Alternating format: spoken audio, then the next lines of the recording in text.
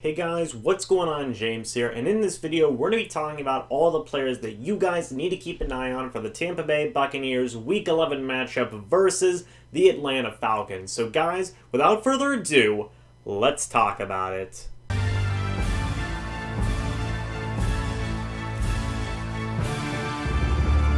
The first two guys that I want to talk about are Cameron Brate and O.J. Howard, and we know the story with these two guys. Both of them last week played against the New Orleans Saints. O.J. Howard tried to catch a pass behind his back on his first target in the game. It did not work out at all. The play was intercepted by the New Orleans Saints, and that pretty much set the tone for the remainder of the game for the Buccaneers offense. Cameron Brate pretty much, usurped O.J. Howard for the remainder of the game, at least in terms of, being involved in the passing game. Cameron Brate finished with 14 targets last week, which I think, O.J. Howard hasn't even gotten half of that number in any of the games that he's played this year. So, it was just absolutely crazy to see. O.J. Howard was pretty much benched last week, and, keep an eye on these two moving forward this week versus the Falcons, because, who are we going to see be the main pass-catching tight end for the Buccaneers this week? Are they going to try and go back to O.J. Howard, or are the Buccaneers just going to say, screw it, this year's pretty much a wash for O.J. Howard, at least, this week is pretty much a wash for O.J. Howard, let's just go and use Cameron Brate. With O.J. Howard, I don't know if it's a confidence thing, I don't know if it's a lack of chemistry with Jameis Winston, I don't know if it's a play calling thing, or I don't know if it's just a combination of all of those things. I think it is probably just a combination of all of those things, but, the fact of the matter is that O.J. Howard, he isn't having the year that a lot of people expected him to have, and Cameron Brate, just seems to have more of a chemistry with Jameis Winston so far this year, just seems to be a little bit more comfortable with things. So, who knows what the coaching staff is going to do. I think we are probably going to see them try and go back to O.J. Howard at first, but we could easily just see a similar scenario to last week where, if O.J. Howard doesn't start producing right away, he could end up getting benched in favor of Cameron Brate. So yeah, keep an eye on both these two guys moving forward in this game, and pretty much, I guess, for the rest of the season of who's going to get more targets in the passing game, just who overall is going to emerge as the better Buccaneers starting tight end.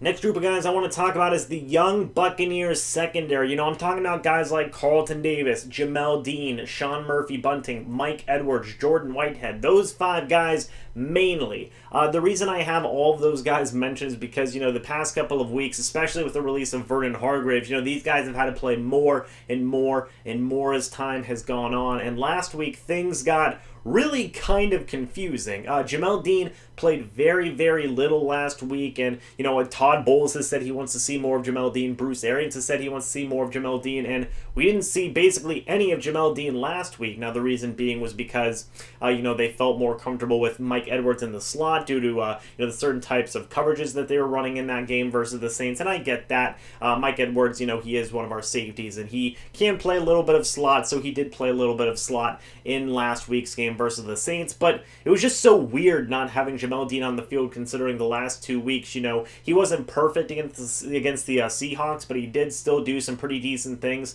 Then obviously against the Cardinals, he was the big hero, and we didn't see him at all versus the Saints. It was pretty weird. So, in this upcoming game, I imagine, at least my guess, is that Carlton Davis is going to be the number 1 outside cornerback. Jamel Dean is going to be the number 2 outside cornerback, and then Sean Murphy-Bunting should be in the slot. I love Mike Edwards, but I think that is kind of what I expect the Buccaneers cornerback group to be. Mike Edwards, I think he's going to go back, play a little bit of some starting safety. Him and Andrew Adams, I expect both of them to maybe rotate a little bit, and then Jordan Whitehead being the other starting safety as well. So, yeah, keep an eye on this young secondary. See how they continue to grow and progress as the remainder of the games the Buccaneers have go on. I have big hopes for a lot of these guys. You guys all know that. But, I have a lot of hope for guys like Carlton Davis, Jamel Dean, Sean Murphy-Bunting, Mike Edwards, and Jordan Whitehead. So keep an eye on those guys. See how they progress from week to week. Next guy I want to talk about is Scotty Miller. Hey, Scotty Miller finally got some stuff going last week, guys.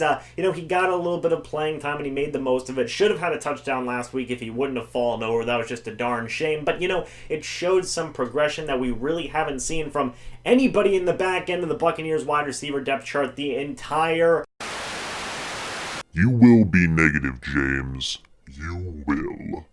year. It was just bad. Now, in the review last week, I did speculate that this could potentially cut into some of Brashad Perriman's playing time. I still believe that 100%. As much as I love Brashad Perriman, I mean, Scotty Miller went out there and he showed a little bit more in terms of being a receiver and just, improving from week to week. It seems like he's building a little bit of a chemistry with Jameis Winston, which I think is good. You love to see it, and he actually did, again, show a little bit more progression as a deep threat wide receiver. So, yeah, Scotty Miller, things are trending up for him. Hopefully it continues. He can show the ability to be a deep threat and maybe even a little bit of a slot wide receiver as well for this Buccaneers team. Build that chemistry with Jameis Winston and just overall get some, things going for his rookie season so he can, use that tape, use that footage to build on the remainder of not just the rest of this season, but for future seasons as well. Next two guys I want to talk about are DeMar Dodson and Donovan Smith. And you guys all know this. I sound like a broken record here, but these guys are struggling.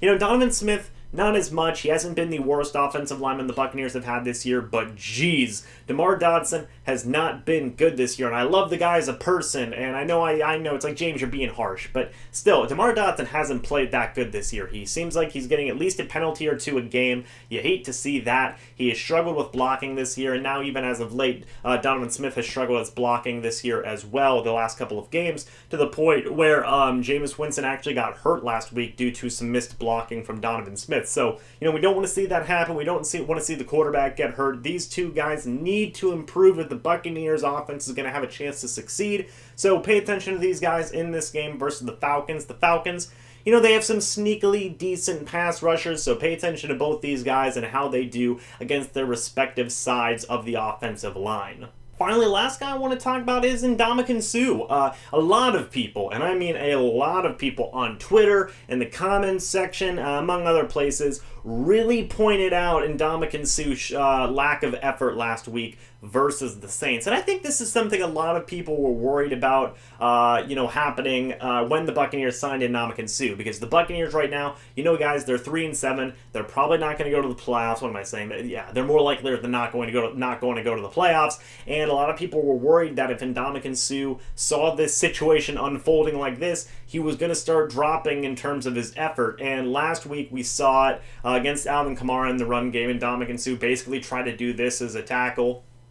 That's it. That's how he tried to tackle Alvin Kamara. And, I saw it. Gabby saw it in the live stream reactions. Everybody on Twitter saw it. Everybody on Facebook, YouTube. Everybody saw it everywhere, essentially. So, pay attention to Ndamukong Suh moving forward in terms of his production and just his overall effort. That, I think, is more important than his production right now because, Ndamukong Suh, he hasn't been great as a pass rusher this year, but he has been doing some decent things in the run game, in my opinion. But pay attention to his effort moving forward because, as it stands right now, I don't know what to think, okay? I don't know if he's losing effort. I don't know if it was just that one play. I really can't tell you, but Ndamukong Suh, a lot of people were worried about that coming into the season of, if things start to go downhill, Ndamukong Suh, he might just not care anymore, and we may be getting somewhere near that point. So pay attention to Ndamukong Suh and his effort, not just in this game, but for the remainder of the Buccaneers season. But guys, that's it for this video. I hope you guys all enjoyed. Let me know some of the other players and groups, position groups, I guess I should say, you guys are going to be keeping an eye on in this upcoming game versus the Falcons. I hope you guys all enjoyed this video, and I will see you in the next video or the next live stream. For those watching this video, the Buccaneers will never be a good team ever again. The sooner MrBucsNation realizes this, and you viewers as well, the better. Here was in this net one you scalp the station and the horse the one